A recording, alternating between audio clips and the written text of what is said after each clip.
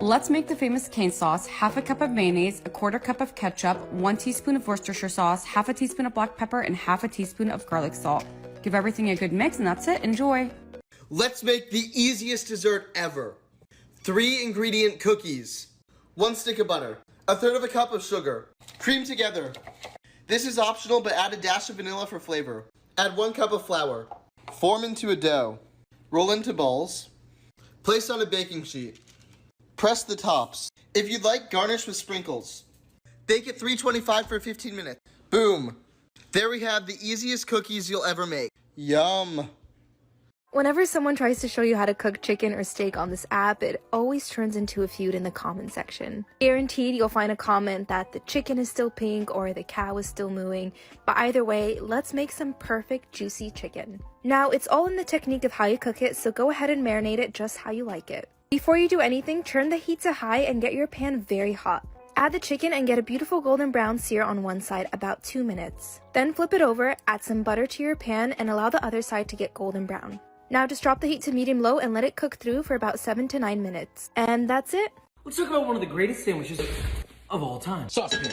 2 tablespoons butter in. Heat medium. That's melted in boobaloo. Whisk in 2 tablespoons of all-purpose flour. Then whisk in 1 cup of milk. Yeah, make sure to make a fucking mess. Keep on whisking. Until thicken. Whisk in a quarter cup of grated Gruyere cheese, some salt, black pepper, grated nutmeg. Get some bread. Spread on Dijon mustard, Emmental cheese, some nice ham, more cheese, top, Pan, butter, medium heat, hot, toast. 2 to 3 minutes. Flip, toast the other side. Sandwich, good Mornay sauce, a bit of Gruyere cheese, Under the broiler. get a sandwich, top with a fried egg. A little flaky salt.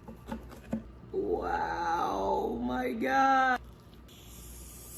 Y'all, I'm crying.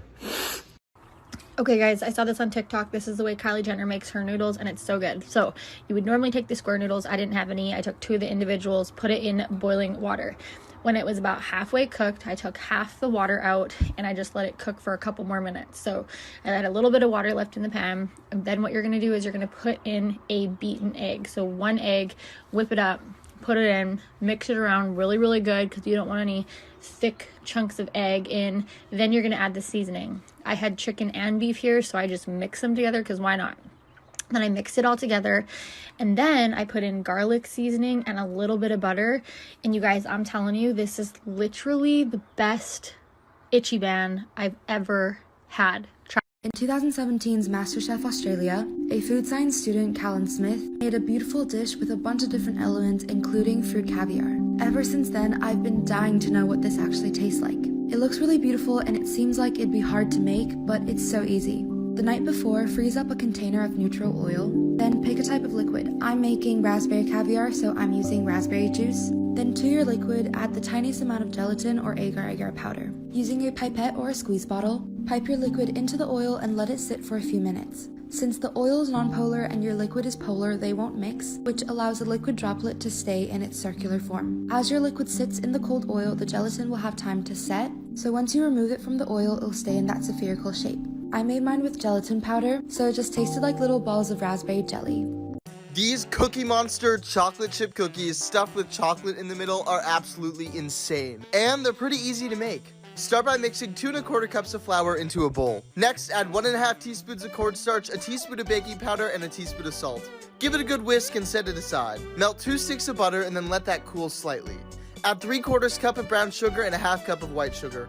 Cream those together until super well combined. Add 1 egg plus 1 egg yolk and a teaspoon of vanilla. Mix it all together and then add blue food coloring. I added a lot because I wanted these to be super blue. Add in your dry ingredients and stir it together until a dough forms. I added a cup of white chocolate chips and a cup of semi-sweet chocolate chips, but you can do whatever. Pat out your dough and then add some Hershey's chocolate into the middle. You're gonna want to chill these for at least 2 hours, I did overnight, and bake at 350 for about 20 minutes. These cookies are so fun. Follow my YouTube and Instagram for more. Gordon Ramsay, you're one of the biggest reasons why I cook today. Let me make you a lamb burger. Start off with some beautiful 80-20 lamb, generous pinch of salt, a bunch of black pepper, and a light pinch of allspice. Now mix and form into 2 beautiful patties. Now cover the surface with a little olive oil and into a hot cast iron skillet. And Mr. Ramsay, don't you forget, if you drop a follow, I'll love you forever. And now to a bunch of yogurt, we're gonna squeeze in a little lemon juice, toss in some crumbled feta cheese, some fresh mint, a beautiful pinch of salt, and now mix. Now after a couple minutes, give the burgers a flip. Now on a toasted bun, we're gonna add in the yogurt sauce, a little red onion, the lamb patty, some arugula. You probably call it rocket. And now we have final product. Mr. Ramsey, this is cooked to perfection. Now, bismillah. Do you know how easy it is to make a homemade marinara? You can do this. We'll make it a sauce. 1 diced onion, 5 cloves minced garlic. Heat a 12-inch skillet over medium-low heat. Add a 1/4 cup olive oil. Salt, pepper.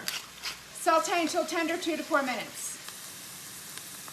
Add your garlic, saute 30 seconds. Deglaze 1/2 cup white wine. Reduce by half, medium heat 2 minutes. Strain 2 28-ounce canned San Marzanos.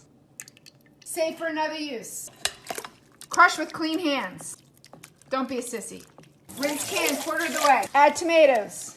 Add the water from the can. 1½ teaspoon dry basil. 1½ teaspoon dry parsley. Salt vigorously. Pepper. Bring to a bubble. Then reduce to a simmer 25 minutes. Don't let the sauce stick. Keep stirring. Puree in a blender.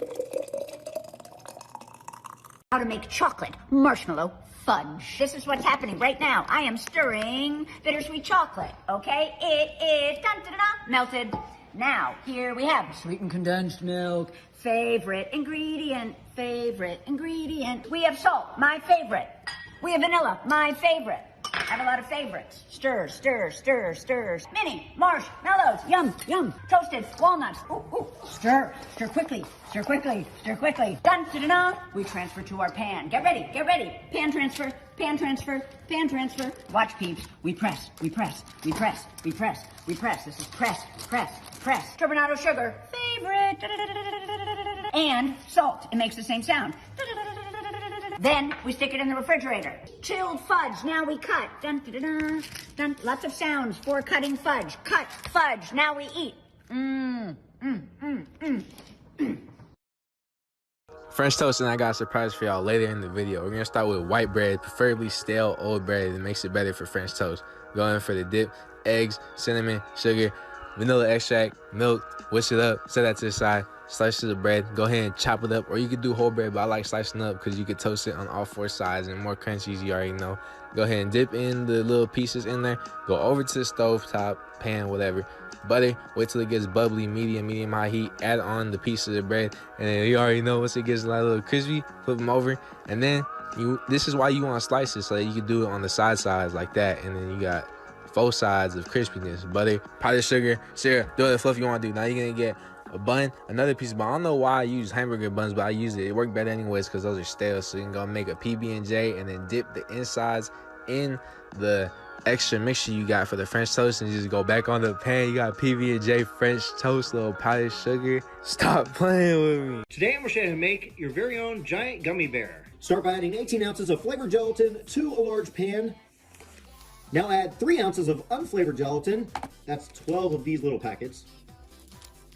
Mix it together just a little. Add 2 cups of cold water.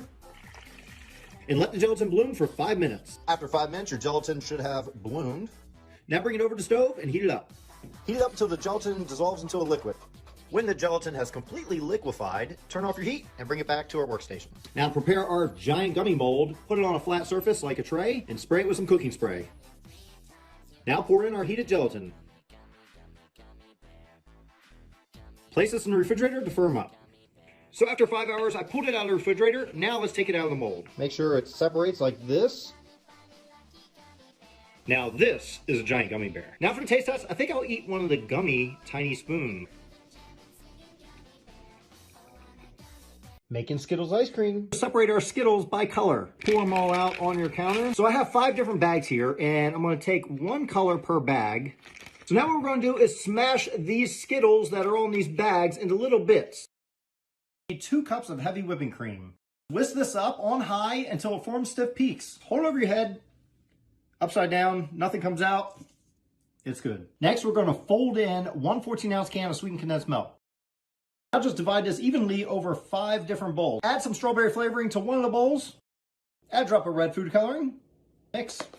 Now we're just scooping these out into layers in our freezer-safe dish. Take a handful of different color Skittles and we're just going to spread them over the top for decorative purposes. Now just take this, put this in the freezer 4 to 6 hours. It's better if you leave it overnight. I left my ice cream in the freezer overnight and look at it. Now time to scoop some out. Now this is an ice cream. Be sure to follow for more.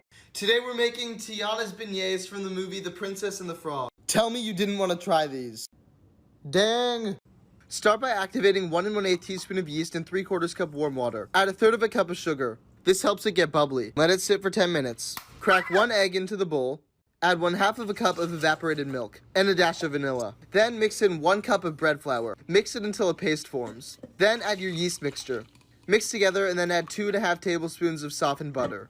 Next, mix in another 2 1/2 cups of bread flour until a dough forms. Knead that dough until it's nice and smooth, about 8 minutes. Let that dough rest for about 2 hours in the fridge until doubled in size. Punch it down and roll it out. Then cut out some squares. Once you've cut out all of your squares, fry at 350 degrees until golden. You'll notice they'll start to puff up once they're almost done. Lastly, I drizzled them with some honey just like the movie, and of course, top with some powdered sugar.